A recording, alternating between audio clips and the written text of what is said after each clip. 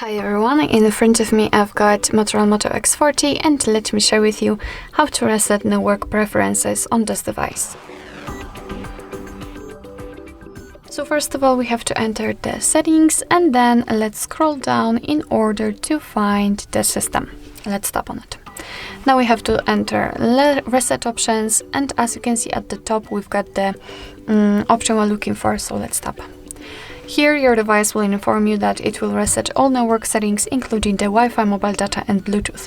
So if you are ready, just tap on reset settings, confirm it with your pattern PIN or password and tap on reset settings again. And as you can see, the network settings have been reset successfully.